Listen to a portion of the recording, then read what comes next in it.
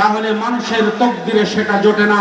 কিন্তু একজন ভালো মানুষের মাথার উপরে যদি গোশত ঝুড়ি রাখা হয় তাহলে সবার তকদিরে অবশ্যই অবশ্যই পৌঁছাবে ইনশাআল্লাহ।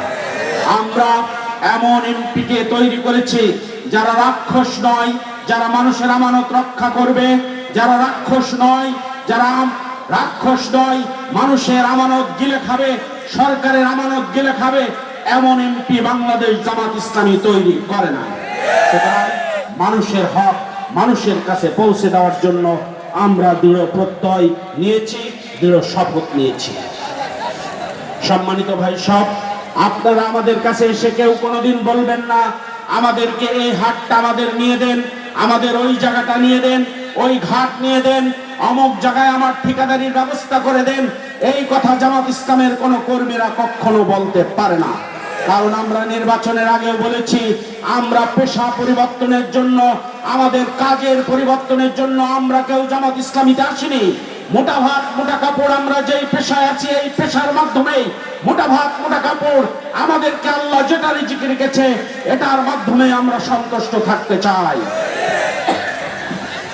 এমপি হয়েও আমরা আপনাদের ছেড়ে ঢাকা গুলশান বনানীতে পাড়ি জমাবো না, আপনাদের ছেড়ে আমরা ইন্ডিয়া কিংবা সিঙ্গাপুরে পাড়ি জমাবো না, আপনাদের ছেড়ে আমরা বিদেশে পাড়ি জমাবো না।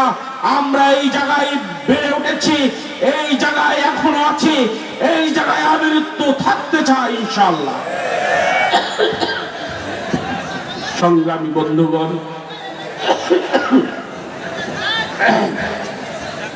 বাংলাদেশ জামাত ইসলামী যে স্বপ্ন নিয়ে বাংলাদেশের রাজনীতিতে এসেছিল সেই স্বপ্ন পূরণ হয়নি। আমরা যদি 151টা আসন পেতাম সেই স্বপ্ন পূরণ হতো। আমরা ব্যর্থহীনভাবে তখন বলতে পারতাম বাংলাদেশে আজ থেকে কোনো চাঁদাবাজি হবে না। আমরা ব্যর্থহীনভাবে বলতে পারতাম আজ থেকে বাংলাদেশে কোনো দুর্নীতি হবে না। মানুষের অধিকার প্রতিষ্ঠার জন্য আমরা কাজ করে যেতে চাই। সংগ্রামী বন্ধুগণ, তারপরও আমরা যেই কয়জন এমপি আছি আমরা সত্য ন্যায়ের পক্ষ থাকতে চাই, পক্ষে নিয়ে আমরা এগিয়ে যেতে চাই। ইতিমধ্যেই আমাদের কাছে সরকারের একটা বরাদ্দ এসেছে, বিভিন্ন মসজিদ, বিভিন্ন ঈদগাহ, বিভিন্ন মসজিদ, বিভিন্ন কবরখানা, বিভিন্ন এরপরে কি বলে মন্দির, প্যাগোডা, বিভিন্ন ধর্মীয় প্রতিষ্ঠান আমরা যেইগুলো প্রথমবার দেব সেইগুলো পরবর্তীতে না দিয়ে আমরা এগিয়ে যেতে চাই। আমি বিভিন্ন হিন্দু ধর্মের মানুষদেরকে বলেছি তোমরা এই 54 বছরে কয়টা টাকা পেয়েছ মন্দিরে। আমি বিভিন্ন মসজিদে বলেছি কয় টাকা পেয়েছেন, তারা বলে 2 লক্ষ টাকা পেলে বলে 2 লক্ষ টাকায় সই করে দেন, 1 লক্ষ টাকা আপনারা পাবেন। আমরা মনে করি পড়ে পাওয়া সওয়ানাও লাভ, এই কারণে আমরা সিগনেচার করে দেই।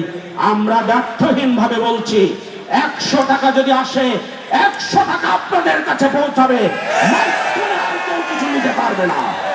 আমরা আপনাদের অধিকারের জন্য কাজ করতে চাই।